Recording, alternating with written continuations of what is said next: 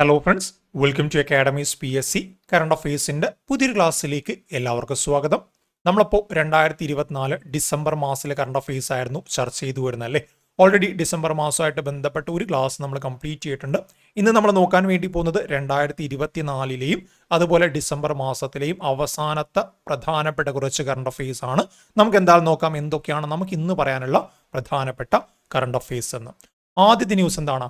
Khelo India winter games 2025 Leh and Gulmarg announced as a host.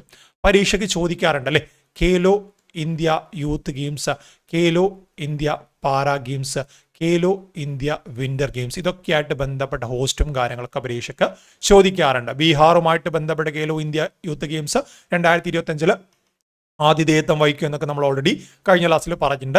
So ഇവിടെ എന്താണ് Khelo India winter games 2025 ഈ ഒരു വർഷം നമ്മൾ ചർച്ച ചെയ്യുന്ന ഈ ഒരു വർഷമാണ് ഖേലോ ഇന്ത്യ യൂത്ത് ഗെയിംസും അതുപോലെ തന്നെ വിന്റർ ഗെയിംസും എല്ലാം നടക്കുന്നത്. Okay, 2025 Khelo India winter games നടക്കുന്നത്. ഈ വിന്റർ ഗെയിംസ് 2 എഡിഷൻ ആയിട്ടാണ്, അല്ലെങ്കിൽ 2 ഫേസ് ആയിട്ടാണ് നടക്കുന്നത്. ഫസ്റ്റ് ഫേസ് എന്താണ്? ഫസ്റ്റ് ഫേസ് വരുന്നത് ജനുവരി മാസത്തിലാണ്. കൃത്യമായിട്ട് പറഞ്ഞാൽ ജനുവരി 23 തൊട്ടിട്ട് ജനുവരി 27 വരെയാണ് ഫസ്റ്റ് ഫേസ് നടക്കുന്നത്. അതിൽ ഐസ് വിഭാഗങ്ങൾ, ഐസ് സ്പോർട്സ് വിഭാഗങ്ങൾ, അതായത് ഐസ് ഹോക്കി, ഐസ് സ്കേറ്റിംഗ് പോലുള്ള ഐസ് സ്പോർട്സ് വിഭാഗങ്ങളാണ് അവിടെ നടക്കുന്നത്. ഓക്കെ, അതെവിടെ വെച്ച് നടക്കുന്നു വെച്ചാൽ ലേയിലാണ്, ലഡാക്കിലെ ലേയിലാണ് ഫസ്റ്റ് എഡിഷൻ നടക്കുന്നത്. ക്ലിയർ ആണല്ലോ? 2025 ജനുവരി 23 തൊട്ട് 27 വരെ ഐസ് സ്പോർട്സ് ഇവന്റ്സ് ആയുള്ള ഐസ് ഹോക്കി, ഐസ് സ്കേറ്റിംഗ് പോലുള്ള 2 സ്പോർട്സ് വിഭാഗങ്ങൾ ലേയിൽ വെച്ച് നടക്കുന്നു. ഇനി സെക്കൻഡ് എഡിഷൻ എന്ന രീതിയിൽ ഫെബ്രുവരി മാസത്തിലാണ്, ഫെബ്രുവരി 22 തൊട്ട് 25 വരെയാണ്. അവിടെ വരുന്നത് സ്നോ സ്പോർട്സ് ആണ്, ഐസ് അല്ല, സ്നോ സ്പോർട്സ് ആണ്. സ്നോ സ്പോർട്സ് എന്ന് പറയുമ്പോൾ ski mountaineering, alpine skiing, snowboard, Nordic skiing പോലെയുള്ള 4 സ്പോർട്സ് വിഭാഗങ്ങളാണ് വരുന്നത്. അത് നടക്കുന്നത് ഗുൽമാർഗിലാണ്. ഓക്കെ, അത് നടക്കുന്നത് ഗുൽമാർഗിലാണ്. ഗുൽമാർഗ് എന്ന് പറയുമ്പോൾ ജമ്മു ആൻഡ് കാശ്മീരിലാണ് അല്ലേ. സോ അങ്ങനെ വിന്റർ ഗെയിംസ് 2 എഡിഷൻ ആയിട്ട് ജനുവരി മാസത്തിലും ഫെബ്രുവരി മാസത്തിലും നടക്കുകയാണ്. ജനുവരി മാസത്തിൽ ലേയിൽ വെച്ചിട്ട് ഐസ് സ്പോർട്സും ഫെബ്രുവരി മാസത്തിൽ ഗുൽമാർഗിൽ വെച്ചിട്ട് സ്നോ സ്പോർട്സുമാണ് നടക്കുന്നത്. ആ ഒരു കാര്യം പഠിച്ചു വെച്ചാൽ മതി. PSC പരീക്ഷയ്ക്ക് പ്രധാനമായിട്ട് എന്താണ് ഈ ഒരു കാര്യങ്ങളാണ് ചോദിക്കുക. 5ാമത്തെ എഡിഷൻ ഖേലോ ഇന്ത്യ വിന്റർ ഗെയിംസിൽ 5ാമത്തെ എഡിഷൻ എവിടെയൊക്കെ വെച്ച് നടന്നു, അല്ലെങ്കിൽ ജനുവരി എവിടെ വെച്ചിട്ടായിരുന്നു ഐസ് സ്പോർട്സ് നടന്നത്, ഫെബ്രുവരി എവിടെ വെച്ചിട്ടായിരുന്നു സ്നോ സ്പോർട്സ് നടന്നത് എന്ന രീതിയിൽ ചോദ്യം വന്നാൽ നമുക്ക് ഇത്തരത്തിൽ ഡിസ്റ്റിങ്ക്വിഷ് ചെയ്തിട്ട് പറയാൻ വേണ്ടി സാധിക്കണം. നെക്സ്റ്റ് എന്താണ്? കേരള ചലച്ചിത്ര അക്കാദമി 2024 ഡിസംബർ 13 മുതൽ 20 വരെ തിരുവനന്തപുരത്ത് സംഘടിപ്പിച്ച ഓൾറെഡി കഴിഞ്ഞിട്ടുണ്ട് അല്ലേ. സോ സംഘടിപ്പിച്ച 29ാമത് രാജ്യാന്തര ചലച്ചിത്ര മേളയിൽ സ്പിരിറ്റ് ഓഫ് ഇന്ത്യ അവാർഡ് നൽകി ഇന്ത്യൻ സംവിധായിക കാൻ ചലച്ചിത്ര മേളയിലെ ഗ്രാൻഡ് പ്രി ജേതാവുമായിട്ടുള്ള പായൽ ഖബാഡിയെ ആദരിച്ചു. ആരെയാണ് റീസെന്റ് ആയിട്ട് ആദരിച്ച? പായൽ ഖബാഡിയാണ് ആദരിച്ചല്ലേ. പായൽ ഖബാഡി എന്ന് പറയുമ്പോൾ നമ്മുടെ മനസ്സിൽ ഓടി വരുന്ന ആ ഒരു ചിത്രം ഏതാണ്? ഓൾ വി ഇമാജിനസ് ലൈറ്റ് എന്ന് പറയുന്ന ആ ഒരു ചിത്രമാണ് അല്ലേ. ഓൾ വി ഇമാജിനസ് ലൈറ്റ് എന്ന് പറയുന്ന ആ ഒരു ചിത്രമായിരിക്കും നമ്മുടെ മനസ്സിൽ ഓടി വരുന്നത്. മലയാളികളായുള്ള കന്യ കുസൃതി, അതുപോലെ ദിവ്യ പ്രഭു പോലെയുള്ള വളരെ ഫേമസ് ആയിട്ടുള്ള ആളുകൾ അഭിനയിച്ച ആ ഒരു ചിത്രം കൂടിയാണ് ഓൾ വി ഇമാജിനസ് ലൈറ്റ്. സോ അതിനെന്താണ് കാൻ ചലച്ചിത്രമേളയിൽ ഗ്രാൻഡ് പ്രി റെക്കഗ്നീഷൻ ലഭിച്ചിട്ടുണ്ട്. റീസെന്റ് ആയിട്ട് IFFKയിൽ വെച്ചിട്ട് എന്താണ് സ്പിരിറ്റ് ഓഫ് സിനിമ എന്ന അവാർഡ് നൽകിയിട്ടും ആദരിച്ചിട്ടുണ്ട്. സ്പിരിറ്റ് ഓഫ് സിനിമ അവാർഡ് നൽകിയത് ഇതിന്റെ സംവിധായികയായുള്ള ഓൾ വി ഇമാജിനസ് ലൈറ്റ് എന്ന് പറയുന്ന സിനിമയുടെ സംവിധായികയായിട്ടുള്ള പാൽ ഖബാഡിക്കാണ്. 5 ലക്ഷം രൂപയും ശില്പവും പ്രശസ്ത പത്രവും അടങ്ങുന്നതാണ് ഈ ഒരു അവാർഡ്. ജസ്റ്റ് അതുകൂടെ അവിടെ നിന്ന് ഓർത്തു വെച്ചാൽ മതി. നെക്സ്റ്റ് എന്താണ്? Afridi becomes youngest to achieve 100 wicket in all format. എന്താണ് കാര്യം? ക്രിക്കറ്റുമായിട്ട് ബന്ധപ്പെട്ട് അന്താരാഷ്ട്ര ക്രിക്കറ്റിൽ പ്രധാനമായിട്ട് 3 ഫോർമാറ്റാണുള്ളത് അല്ലേ. ടെസ്റ്റ് ഉണ്ട്, 1 ഡേ ഇന്റർനാഷണൽ ഉണ്ട്, അതുപോലെ T20 ഉണ്ട്. ഈ 3 ഫോർമാറ്റിലും 100 വീതം വിക്കറ്റ് നേടുന്ന പാകിസ്ഥാന്റെ ആദ്യത്തെ താരവും അതുപോലെ ക്രിക്കറ്റ് ചരിത്രത്തിലെ ഏറ്റവും പ്രായം കുറഞ്ഞ താരവുമായിട്ട് ആര് മാറിയിട്ടുണ്ട്? അഫ്രീദി മാറിയിട്ടുണ്ട്. അഫ്രീദി എന്ന് പറയുമ്പോൾ നമ്മുടെ മനസ്സിൽ ഷഹീദ് അഫ്രീദിയാണ് ഓർമ്മ വരിക. ഷഹീദ് അഫ്രീദി അല്ല, ഷഹീദ് അഫ്രീദി വിരമിച്ച മുൻതാരമാണ്. ഇനി ഷഹീദ് അഫ്രീദിയും അതായത് ഈ പറയുന്ന ഷഹീൻ അഫ്രീദി, ഒക്കെ പേര് ഏതാണ്ട് ഒരുപോലെ ഉണ്ടല്ലേ. എന്തെങ്കിലും ബന്ധമുണ്ടോ എന്ന് വെച്ചാൽ മകനൊന്നുമല്ല, മരുമകനാണ്. ഷഹീദ് അഫ്രീദിയുടെ മകന്റെ ഭർത്താവാണ് ഷഹീൻ അഫ്രീദി എന്ന് പറയുന്നത്. ജസ്റ്റ് പറഞ്ഞു എന്ന് മാത്രമേ ഉള്ളൂ. ഇവിടെ എന്താണ് നമുക്ക് പഠിക്കാനുള്ള കാര്യം? Test, 1 day international, T20 3 ഫോർമാറ്റിലും 100 wicket നേടിയ ആദ്യ പാകിസ്ഥാൻ താരം, അതുപോലെ തന്നെ യങ്ങസ്റ്റ് താരം. ഈ രണ്ട് പ്രത്യേകതയും ഷഹീൻ അഫ്രീദി സ്വന്തമാക്കി. വൺ ഡേ ഇന്റർനാഷണലും ടെസ്റ്റിലും ഒരുപാട് താരങ്ങൾ 100-ലധികം വിക്കറ്റ് നേടിയിട്ടുണ്ട്. ബട്ട് T20 100-ലധികം വിക്കറ്റ് നേടുക എന്ന് പറയുന്നത് എന്താണ്, നമ്മുടെ ഇന്നത്തെ ഈ ഒരു മോഡേൺ ഡേ ക്രിക്കറ്റിൽ അത്രത്തോളം പോസിബിൾ ആയ കാര്യമല്ല അല്ലേ. ഇപ്പം തന്നെ നമുക്കറിയാം, ഇന്ത്യയിൽ ഒരു ഇന്ത്യൻ ബൗളർ പോലും T20 100-ലധികം വിക്കറ്റ് നേടിയിട്ടില്ല. അത് വൈകാതെ തന്നെ നേടും. ഇപ്പം India England T20 series ongoing ആണ്. അതുപോലെ തന്നെ അർഷദീപ് 97-98 വിക്കറ്റിൽ എത്തിയിട്ടുണ്ട്.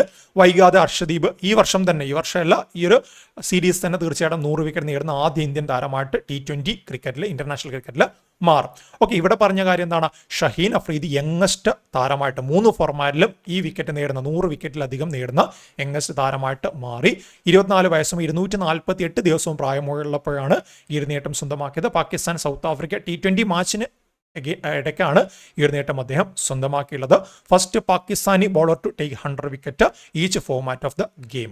Already Tim Southee, Shakib Al Hasan, Lasith Malinga പോലെയുള്ള ഫേമസ് ആയുള്ള ആളുകൾ ഇത്തരത്തിൽ 3 ഫോർമാറ്റിലും 100-ലധികം വിക്കറ്റ് സ്വന്തമാക്കിയിട്ടുണ്ട്. അതുകൂടെ അവിടെ നിന്ന് ഓർത്തു വെച്ചാൽ മതി. നെക്സ്റ്റ് എന്താണ്, Australian Davis Cup icon Neale Fraser passes away. പരീക്ഷയ്ക്ക് വരുന്നൊരു ചോദ്യമാണ്, PSC ഒക്കെ ചോദിക്കുന്ന ചോദ്യമാണ്. ഡേവിസ് കപ്പ് എന്തുമായിട്ട് ബന്ധപ്പെട്ടിരിക്കുന്നു എന്നൊക്കെ ചോദിക്കാറുണ്ട്, അല്ലെങ്കിൽ ഡേവിസ് കപ്പ് വിജയികളെ കുറിച്ചൊക്കെ ചോദിക്കാറുണ്ട് അല്ലേ.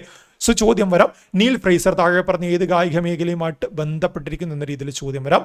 നീൽ ഫ്രീസർ ഏതാണ്, ടെന്നീസ് ആണല്ലേ. ഡേവിസ് കപ്പ് എന്താണ്, ടെന്നീസുമായിട്ട് ബന്ധപ്പെട്ട ടൂർണമെന്റ് ആണ്. സോ ഡേവിസ് കപ്പ് ഹിസ്റ്ററിയിലെ ഏറ്റവും മികച്ചൊരു താരം എന്ന രീതിയിൽ കൂടെ നമുക്ക് പറയാൻ വേണ്ടി പറ്റുന്ന വ്യക്തിയാണ് ഓസ്ട്രേലിയക്കാരനുള്ള Neil Fraser. Australian Davis Cup champion Neil Fraser, who won the Davis Cup 8 times, 8 തവണ ഡേവിസ് കപ്പ് നേടിയിട്ടുണ്ട്. അതും 4 തവണ തുടർച്ചയായിട്ടാണ്. 1959, 59, 60, 61, 62 ഈ 4 വർഷം തുടർച്ചയായിട്ട് ഡേവിസ് കപ്പ് നേടുകയും ടോട്ടൽ 8 തവണ ഡേവിസ് കപ്പ് നേടിയ താരം കൂടിയാണ് Neil Fraser. The triple crown in tennis is in the achievement of winning the singles, doubles and mixed doubles title at Grand slam.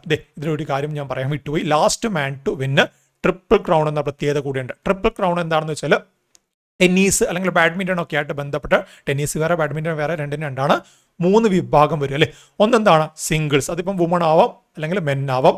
അതുപോലെ എന്താണ് ഡബിൾസ് ഉണ്ട് അല്ലേ, ഡബിൾസ് ഉണ്ട്, മെന്നുമുള്ള ഡബിൾസ്, വുമണുള്ള ഡബിൾസ് ഉണ്ട്. ഇനി മിക്സഡ് ഡബിൾസ് വരും. മിക്സഡ് ഡബിൾസിൽ ഒരു വുമണും ഒരു മെന്നുമാണ് വരുന്നത് അല്ലേ.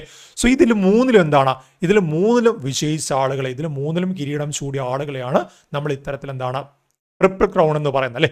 അതുപോലെ ഗോൾഡൻ സ്ലാം എന്നൊക്കെ പറഞ്ഞത് ഓർമ്മയിലെ, ഗോൾഡൻ സ്ലാം എന്ന് പറയുമ്പോൾ എന്താണ്, ഗോൾഡൻ സ്ലാം നിങ്ങൾ കേട്ടിട്ടുണ്ടാവുമെന്ന് വിചാരിക്കുന്നു. നമ്മുടെ CGയിലൊക്കെ ആയിട്ട് ബന്ധപ്പെട്ട കറണ്ട് അഫെയറിൽ ഞാൻ മുൻപ് പറഞ്ഞിട്ടുണ്ടായിരുന്നു. ഗോൾഡൻ സ്ലാം എന്ന് വെച്ച് കഴിഞ്ഞാൽ 4 ഗ്രാൻഡ് സ്ലാം ഉണ്ടല്ലോ, Australian open, French open, Wimbledon, US open. അതിൻ്റെ കൂടെ ഒളിമ്പിക്സിൽ ഗോൾഡ് മെഡൽ കൂടെ നേടിയാൽ അതിന് ഗോൾഡൻ സ്ലാം എന്ന രീതിയിൽ പറയും. അതുപോലെ ഒരു കാര്യമാണ് ട്രിപ്പിൾ ക്രൗൺ.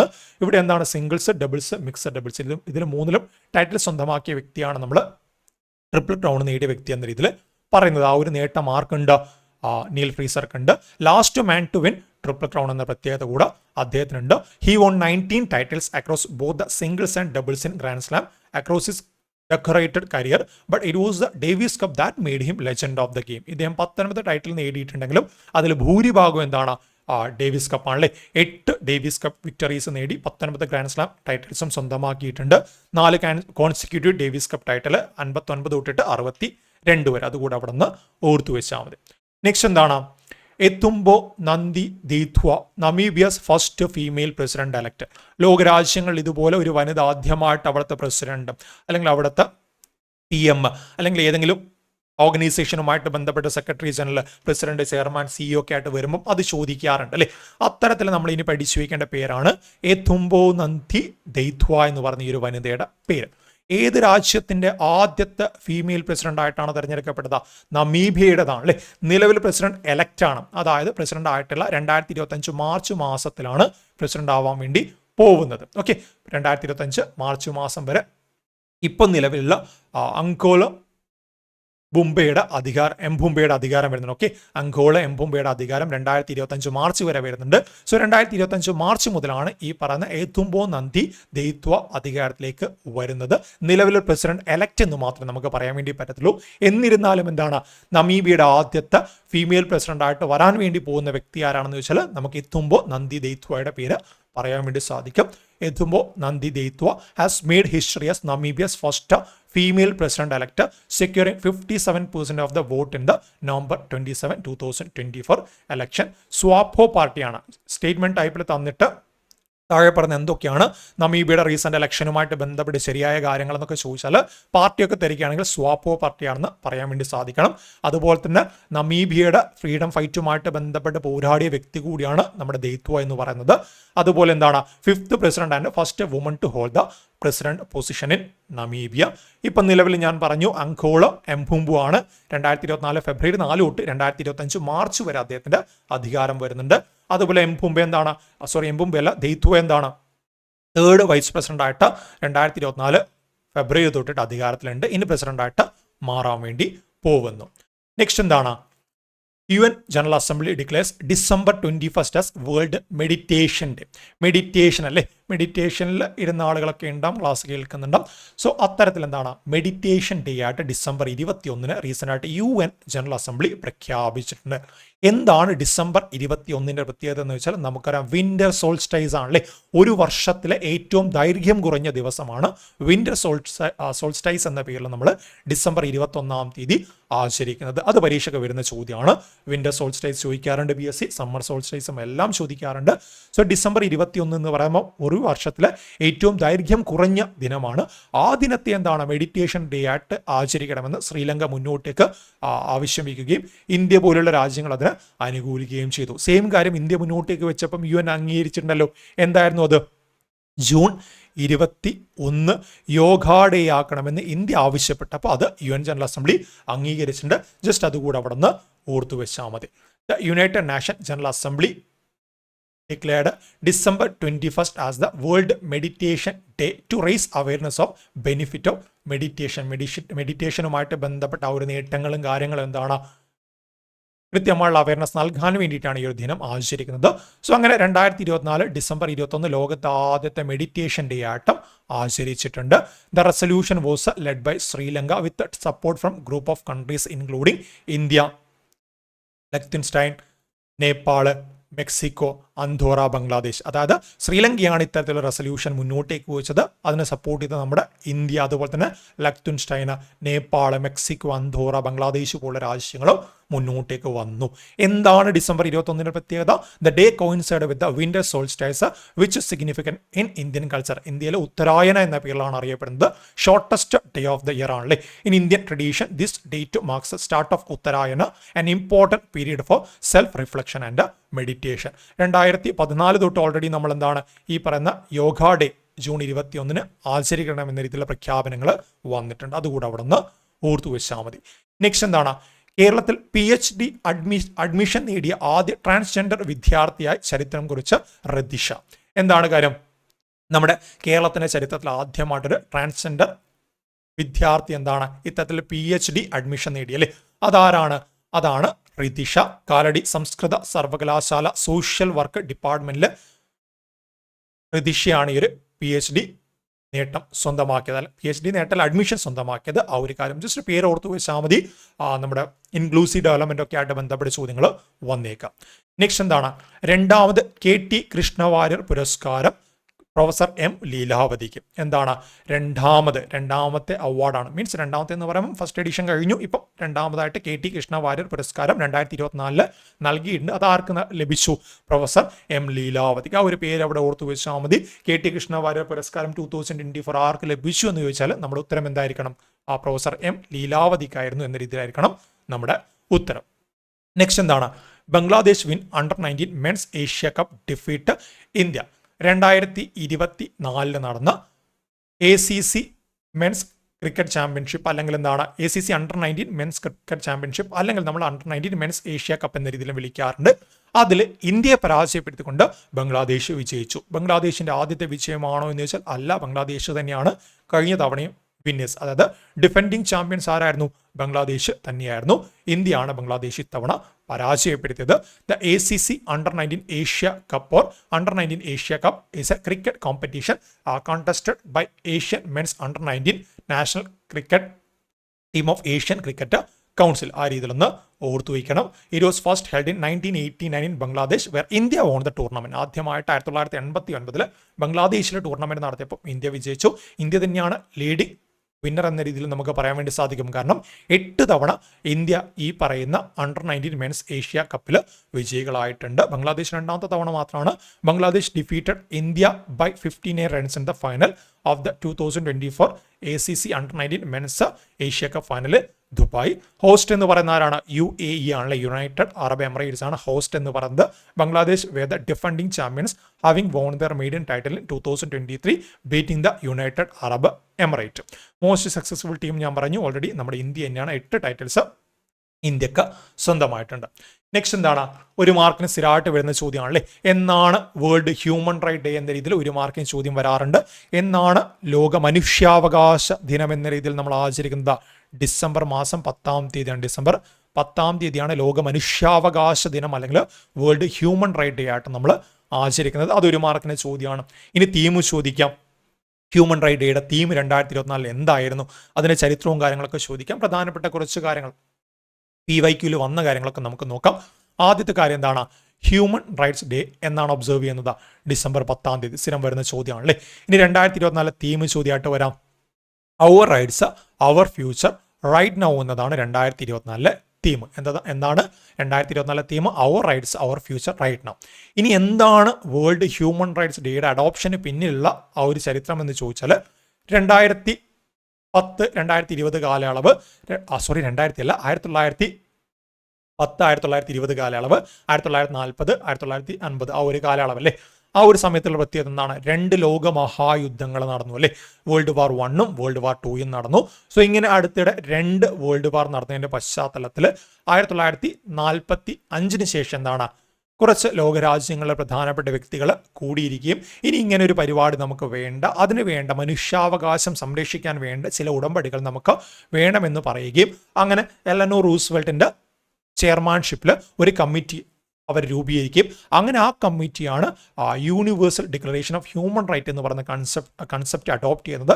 1948 ഡിസംബർ 10-ാം തീയതി ലോകത്തെ എല്ലാ മനുഷ്യർക്കും ചില അവകാശങ്ങൾ ഉണ്ടെന്ന് പറയുകയും ആ അവകാശങ്ങൾ എഴുതി തയ്യാറാക്കുകയും ചെയ്തു.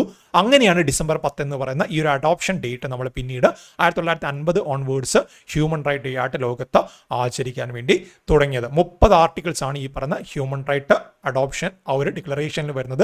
അതൊക്കെ പരീക്ഷയ്ക്ക് ചോദ്യങ്ങളായിട്ട് വന്നിട്ടുണ്ട്. അതുപോലെ first universally acknowledged framework for the protection and promotion of human rights globally എന്ന് ചോദിച്ചാലും ഇത് തന്നെയാണ് നമ്മൾ ഈ പറഞ്ഞ universal declaration of human rights ആണ്. Okay, Human Rights Day origin can be traced back to the aftermath of World War II when a drafting committee was appointed under the chairmanship of Eleanor Roosevelt to ensure such wars and atrocities would not occur again. ഇനി ഈ പരിപാടി വേണ്ട എന്ന് പറഞ്ഞുകൊണ്ടാണ് ഈ ഒരു സമ്മീറ്റിംഗ് കാര്യങ്ങൾ നടന്നത്. അതിന്റെ ഫലമായിട്ടാണ് universal declaration of human rights 1948 December 10 അവർ അഡോപ്റ്റ് ചെയ്തത്. Eventually being formally established in 1950 by resolution of United Nation General Assembly. The Universal Declaration of Human Rights is a landmark document comprising 30 articles that define the fundamental rights and freedom entitled to every individual. Okay, fundamental right, freedom അങ്ങനെയുള്ള കാര്യങ്ങളാണ് പ്രധാനമായിട്ട് അതിൽ പറയുന്നത്. 30 ആർട്ടിക്കിളിന്റെ എണ്ണം ചോദിക്കാറുണ്ട്. It represent first universally acknowledged framework for the protection and promotion of human rights globally. അതുകൂടെ ഓർത്ത് വെക്കണം. അതിന്റെ ഭാഗമായിട്ട് 1993 എന്താണ് സ്റ്റാറ്റ്യൂട്ടറി ബോഡിയായിട്ട് നമ്മുടെ ഇന്ത്യയിലെ NHRC national human right commission വന്നു. സ്റ്റേറ്റിൽ എന്താണ് സംസ്ഥാനത്ത് സ്റ്റേറ്റ് ഹ്യൂമൻ റൈറ്റ് കമ്മീഷനും കാര്യങ്ങളൊക്കെ ഉണ്ട്. അതൊക്കെ ജസ്റ്റ് അവിടെ ഒന്ന് ഓർത്തു വെച്ചാൽ മതി. നെക്സ്റ്റ് എന്താണ്? Kerala ranks among top States four employability in India. ഇന്ത്യയിലെ തൊഴിലവസരങ്ങൾ ക്രിയേറ്റ് ചെയ്യുന്നതിൽ ടോപ്പ് മോസ്റ്റ് സ്റ്റേറ്റുകളിൽ ടോപ്പ് 5 സ്റ്റേറ്റിൽ നമ്മുടെ കേരളം വന്നിട്ടുണ്ട്. ഓക്കെ, ആ ഒരു കാര്യമാണ് നമുക്ക് പഠിക്കാനുള്ളത്. 2025 ഇന്ത്യ സ്കിൽസ് റിപ്പോർട്ട് പ്രകാരമാണ് ഈ ഒരു റാങ്കിങ് നമുക്ക് കാണാൻ വേണ്ടി സാധിക്കുന്നത്. Kerala continues to maintain its position as one of the most employable states in India. ഇന്ത്യയിൽ ഏറ്റവും കൂടുതൽ തൊഴിലവസരങ്ങൾ സൃഷ്ടിക്കപ്പെടുന്ന സംസ്ഥാനങ്ങളിലൊന്നായിട്ട് നമ്മുടെ കേരളം മാറി. 2025 ഇന്ത്യ സ്കിൽസ് റിപ്പോർട്ട് പ്രകാരം with an impressive employability rate of 71%, Kerala ranks 5th nationally surpassing States like Gujarat പോലുള്ള സംസ്ഥാനങ്ങളെ മറികടന്നുകൊണ്ടെന്നാണ് നമ്മുടെ കേരളം ടോപ്പ് 5 എത്തി അല്ലേ. It has also emerged as one of the top 4 most preferred employment destination in the country, excelling in creating opportunity for women. Okay, ഇത്തരത്തിൽ എന്താണ് one of the top 4 most preferred employment destination ആയിട്ട് മാറിയിട്ടുണ്ട്. ഈ report തയ്യാറാക്കിയത് നമ്മൾ പറഞ്ഞു India skill report 2025 ആണ് അല്ലേ. തയ്യാറാക്കിയതാരാണ്? വിൽബോക്സ്, അതുപോലെ തന്നെ കോൺഫെഡറേഷൻ ഓഫ് ഇന്ത്യൻ ഇൻഡസ്ട്രി, അതുപോലെ all India council for technical education. ഈ 3 വിങ്ങും ചേർന്നിട്ടാണ് ഇത് തയ്യാറാക്കിയത്. ടോപ്പ് 4 സ്റ്റേറ്റ്സ് ചോദിച്ചു കഴിഞ്ഞാൽ മഹാരാഷ്ട്ര, ഡൽഹി, കർണാടക, ആന്ധ്രാപ്രദേശ്. ചില മീഡിയാസിൽ നമുക്ക് എന്താണ് കേരളം സംസ്ഥാനങ്ങൾ 4ാം സ്ഥാനം എന്ന് കാണാം അല്ലേ. അതെന്തുകൊണ്ടാണ് 4ാം സ്ഥാനം എന്ന് പറയുന്നത്? ഡൽഹി എന്ന് പറയുന്നത് ഒരു യൂണിയൻ ടെറിട്ടറിയാണ്. അത്തരത്തിൽ നമ്മൾ നോക്കും മഹാരാഷ്ട്ര, കർണാടക, ആന്ധ്രാപ്രദേശ്, കേരളം 4ാം സ്ഥാനം വരാം. അല്ലെങ്കിൽ മൊത്തത്തിൽ ഇന്ത്യയിൽ പറഞ്ഞു കഴിഞ്ഞാൽ കേരളത്തിന് 5ാം സ്ഥാനമാണ് വരുന്നത്. Kerala ranks second for employability in the 18 to 21 age group and third in employable talent in BE, BTech and polytechnic domains. അതായത് 18നും 21 വയസ്സിനും ഇടയിലുള്ള ആളുകൾക്ക് ജോലി കിട്ടുന്നതുമായിട്ട് ബന്ധപ്പെട്ടിട്ടുള്ള സംസ്ഥാനങ്ങളെ കണക്കെടുപ്പിൽ കേരളത്തിന്റെ 2ാം സ്ഥാനവും BE, BTech, പോളിടെക്നിക് ഡൊമൈൻസ് പഠിച്ചിറങ്ങിയ ആളുകൾക്ക് ജോലി കിട്ടുന്നതിൽ കേരളത്തിന് 3ാം സ്ഥാനവും വരുന്നുണ്ട്. കമ്പ്യൂട്ടർ സ്കിൽസ് ഡെവലപ്പ് ചെയ്യുന്നതുമായിട്ട് ബന്ധപ്പെട്ട ഓവറോൾ റാങ്കിങ്ങിൽ കേരളത്തിന് അവിടെയും 3ാം സ്ഥാനം വരുന്നുണ്ട്. സോ ഇത്രയും കാര്യങ്ങളൊന്ന് ഓർത്തു വെക്കണം. ചിലപ്പോൾ ചോദ്യം വരും ഇന്ത്യ സ്കിൽസ് റിപ്പോർട്ട് 2025 ബന്ധപ്പെട്ട് താഴെ പറഞ്ഞ എന്തൊക്കെ കാര്യങ്ങളാണ് ശരി എന്ന രീതിയിലൊക്കെ ചോദിച്ചു കഴിഞ്ഞാൽ ഇതൊക്കെ നമുക്ക് മനസ്സിൽ ഓർമ്മ വേണം. നെക്സ്റ്റ് എന്താണ്? Devjith Saikia appointed acting secretary of BCCI. നിലവിൽ ആക്ടിംഗ് സെക്രട്ടറി അല്ല. ജനുവരി മാസത്തെ കറണ്ട് അഫെയർ പ്രകാരം എന്താണ് അദ്ദേഹം സെക്രട്ടറി ആയിട്ട് വന്നിട്ടുണ്ട്. BCCIയുടെ പുതിയ സെക്രട്ടറി അല്ലേ. എന്തുകൊണ്ട് BCCIക്ക് പുതിയ സെക്രട്ടറി വന്നു? ഓൾറെഡി ഉണ്ടായിരുന്ന BCCIയുടെ സെക്രട്ടറിയുള്ള ജയ്ഷ ICCയുടെ തലപ്പത്തേക്ക് പോയി.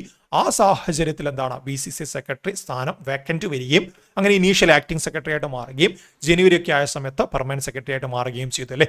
BCCIയുടെ പ്രസിഡന്റ് ആരാണ്? റോജർ ബിന്നിയാണ്. സെക്രട്ടറി ആരാണ്? നമ്മൾ ഈ പറഞ്ഞ ദേവ്ജിത്ത് സൈക്കിയാണ്. അതുപോലെ തന്നെ BCCIയുടെ ട്രഷറുടെ പേര് കൂടെ ഒന്ന് ഓർത്തു വെച്ചോ, പ്രബ്തേജ് സിംഗ് ഭാട്ടിയാണ്. അദ്ദേഹത്തിന്റെ പേര് കൂടെ ഒന്ന് ഓർത്തു വെച്ചാൽ മതി. Devajit Saikia was appointed as acting secretary of the Board of cricket control of India after Jay Shah became the chairperson of the International Cricket Council. ICC chairperson ആയിട്ട് തലപ്പത്തേക്ക് ജയ്ഷ പോയ സമയത്താണ് ഈ ഒരു മാറ്റം വന്നത്. Saikia was officially appointed as BCCI secretary in January 2025 ജനുവരി മാസത്തിൽ ഒഫീഷ്യലി എന്താണ് ആക്ടിംഗ് മാറിയിട്ട് സെക്രട്ടറി ആയിട്ട് മാറിയിട്ടുണ്ട്. He was appointed by BCCI president Roger Binny. BCCI president Roger ബിന്നിയാണ് ഈ ഒരു നിയമനം ഒഫീഷ്യലി റീസെന്റ് ആയിട്ട് അംഗീകരിച്ചത്. Saikia is A former first class cricketer from Assam. Just അതൊന്ന് ഓർത്ത് വെച്ചാൽ മതി. ഇനി പ്രബ്തേജ് സിംഗ് ഭാട്ടി അല്ലെ എന്താണ്? BCCI ട്രഷററാണ്. ഓൾറെഡി ഉണ്ടായിരുന്ന ആശിഷ് എലാർ എന്താണ് മഹാരാഷ്ട്ര ലെജിസ്ലേറ്റീവ് അസംബ്ലിയുമായിട്ട് ബന്ധപ്പെട്ടിട്ട് മത്സരിക്കുകയും അതിൽ തിരഞ്ഞെടുക്കപ്പെടുകയും ചെയ്തു. അങ്ങനെ അദ്ദേഹത്തിന്റെ ഒഴിവിലേക്കാണ് പ്രബ്തേജ് സിംഗ് ഭാട്ടിയ BCCI ട്രഷററായിട്ട് വന്നത്. ആ ഒരു കാര്യം കൂടെ ഒന്ന് ഓർത്തു വയ്ക്കണം. നെക്സ്റ്റ് എന്താണ്? തോപ്പിൽ ബാസി ഫൗണ്ടേഷന്റെ തോപ്പിൽ ബാസി അവാർഡ് പെരുമ്പടം ശ്രീധരന് ലഭിച്ചു അല്ലെ. 2024 പ്രഖ്യാപിച്ച തോപ്പിൽ ബാസി അവാർഡ് ആർക്ക് ലഭിച്ചു? പെരുമ്പടവം ശ്രീധരന് ലഭിച്ചു. അതുമാത്രമല്ല സിസ്റ്റർ ബനീഞ്ഞ സാംസ്കാരിക സമിതിയുടെ ബനീഞ്ഞ പുരസ്കാരവും എന്താണ് പെരുമ്പടവം ശ്രീധരന് ലഭിച്ചിട്ടുണ്ട്. 2024 പ്രധാനപ്പെട്ട 2 അവാർഡ്സ് ഡിസംബർ മാസത്തിൽ പെരുമ്പടവം ശ്രീധരന് ലഭിച്ചു. ഒന്ന് തോപ്പിൽ ബാസി ഫൗണ്ടേഷന്റെ തോപ്പിൽ ബാസി അവാർഡ്, തോപ്പിൽ ബാസി അവാർഡ്, അതുപോലെ സിസ്റ്റർ ബനീഞ്ഞ സ്മാരക കലാസമിതിയുടെ ബനീഞ്ഞ പുരസ്കാരം. ഇത് 2 മാർക്ക് ലഭിച്ചു. പെരുമ്പടവം ശ്രീധരന് ലഭിച്ചു. 2 ഒന്ന് ഓർത്തു വെച്ചാൽ മതി. നെക്സ്റ്റ് എന്താണ്? ഇക്കൊല്ലത്തെ അതായത് 2024 2025 ചർച്ച ചെയ്യുമ്പോൾ മാറിപ്പോണ്ട. 2024 ഇന്ദിരാഗാന്ധി സമാധാന സമ്മാനം ചിലിയുടെ മുൻ പ്രസിഡന്റും മനുഷ്യാവകാശ പ്രവർത്തകയുമായുള്ള മിഷേൽ ബാച്ലേക്ക് ലഭിച്ചു. 2024 പ്രഖ്യാപിക്കപ്പെട്ട ഇന്ദിരാഗാന്ധി പീസ് പ്രൈസ് ആർക്ക് ലഭിച്ചു? ചിലിയുടെ മുൻ പ്രസിഡന്റും അതുപോലെ ഹ്യൂമൻ റൈറ്റ് ആക്ടിവിസ്റ്റുമായുള്ള മിഷേൽ ബാസ്ലെ. ഈ ഒരു പേര് പഠിച്ചു വെച്ചാൽ മതി. ഇന്ദിരാഗാന്ധി പീസ് പ്രൈസ് ഒക്കെ PSCയുടെ ഇഷ്ടപ്പെട്ട ചോദ്യങ്ങളാണ്. സോ ചോദ്യങ്ങളായിട്ട് വരും. Indira Gandhi peace prize, Gandhi price, അതൊക്കെ പരീക്ഷയ്ക്ക് എന്താണ് ചോദ്യങ്ങളായിട്ട് വരാറുണ്ട്. മിഷേൽ ബാസ്ലെയുടെ പേര് അവിടെ നിന്ന് പഠിച്ചു വെച്ചാൽ മതി. നെക്സ്റ്റ് എന്താണ്? ഇന്ത്യയുടെ ദൊമരാജു ഗുഗേഷ് അല്ലെങ്കിൽ ഡി ഗുഗേഷ് അല്ലെ ലോക ചെസ് ചാമ്പ്യനായിട്ട് മാറിയിട്ടുണ്ട്. നമ്മളെല്ലാവരും സ്റ്റാറ്റസ് ഒക്കെ ആക്കിയുള്ള കാര്യമാണ് അല്ലെ. ലോക ചെസ് ചാമ്പ്യനായിട്ട് ഡി ഗുഗേഷ് മാറി. ചെസ് ലോക ചാമ്പ്യൻ ആവുന്ന ഏറ്റവും പ്രായം കുറഞ്ഞ താരവും വിശ്വനാഥൻ ആനന്ദിന് ശേഷം ലോക ചാമ്പ്യൻ ആവുന്ന ആദ്യ ഇന്ത്യൻ താരവുമാണ് ഡി ഗുഗേഷ്. 1900 കാലഘട്ടങ്ങളിൽ വിശ്വനാഥൻ ആനന്ദ് നേടിയ ആ ഒരു നേട്ടം എന്താണ്? ഇപ്പോൾ 2024 ഇന്ത്യയുടെ അഭിമാനമുള്ള ഡി ഗുഗേഷ് മാറി അല്ലേ. ആ ഒരു നേട്ടം മാത്രമല്ല, മറ്റൊരു പ്രധാനപ്പെട്ട നേട്ടം കൂടെ സ്വന്തമാക്കി. ലോക ചെസ് ചാമ്പ്യൻ ആവുന്ന ഏറ്റവും പ്രായം കുറഞ്ഞ താരം എന്ന നേട്ടം കൂടെ നമ്മുടെ ഡി ഗുഗേഷിനുണ്ട്. സോ ഡി ഗുഗേഷൻ എന്താണ്? റീസെന്റ് ആയിട്ട് ലോക ചെസ് ചാമ്പ്യനായിട്ട് മാറിയിട്ടുണ്ട്. ആ ഒരു പേര് നിർബന്ധമായിട്ട് നമ്മൾ പഠിച്ചു വെക്കണം. ഉറപ്പായിട്ട് പരീക്ഷയ്ക്ക് ചോദ്യം വരും. നെക്സ്റ്റ് എന്താണ്? 20th Asian women's handball championship Japan triumph over South Korea. 20ാമത്തെ ഏഷ്യൻ വുമൻസ് ഹാൻഡ്ബോൾ ചാമ്പ്യൻഷിപ്പ്, ഫുട്ബോളും വോളിബോളും എന്നല്ല, ഹാൻഡ്ബോൾ ചാമ്പ്യൻഷിപ്പാണ്. അതിൽ ആര് വിജയിച്ചു? ജപ്പാൻ വിജയിച്ചു. ആരെ പരാജയപ്പെടുത്തി? സൗത്ത് കൊറിയ പരാജയപ്പെടുത്തി. The 20th Asian women's handball championship concluded with Japan clinching the second ever championship title by defeat South Korea. South കൊറിയയെ പരാജയപ്പെടുത്തിക്കൊണ്ട് 7 തവണ തുടർച്ചയായിട്ട് വിജയികളായുള്ള സൗത്ത് കൊറിയയെ പരാജയപ്പെടുത്തിക്കൊണ്ടാണ് ജപ്പാൻ ഈ ഒരു നേട്ടം സ്വന്തമാക്കിയത്. 2004 ഈ ഒരു ഫസ്റ്റ് ചാമ്പ്യൻഷിപ്പ് നടന്നത്. Japan win was the second title in the history of tournament with the first championship with dating back 2004. അതായത് ചാമ്പ്യൻഷിപ്പ് തുടങ്ങിയെന്നല്ല, ജപ്പാന്റെ ആദ്യത്തെ വിജയം എന്ന് പറയുന്നത് 2004 അതിനുശേഷം 2004 ശേഷം 20 വർഷം കാത്തു നിന്നിട്ടാണ് ജപ്പാൻ ഹാൻഡ്ബോൾ ചാമ്പ്യൻഷിപ്പിൽ ഒരു വിജയം സ്വന്തമാക്കാൻ വേണ്ടി സാധിച്ചത്. ഇവിടെ മറ്റൊരു പ്രത്യേകത എന്താണെന്ന് വെച്ചാൽ ഈ ടൂർണമെന്റ് ഹാൻഡ്ബോൾ ചാമ്പ്യൻഷിപ്പ് നമ്മുടെ ഇന്ത്യയിൽ വെച്ചിട്ടാണ് നടന്നത്. ഫൈനൽ നടന്നത് ഇന്ദിരാഗാന്ധി ഇൻഡോർ സ്റ്റേഡിയത്തിലാണ്. രണ്ടും ഒന്ന് പഠിച്ചു വെക്കണം. ആദ്യമായിട്ടാണ് ഇന്ത്യ വുമൻസ് ഏഷ്യൻ ഹാൻഡ്ബോൾ ചാമ്പ്യൻഷിപ്പിന്റെ ആതിഥേയത്വം വഹിക്കുന്നത്.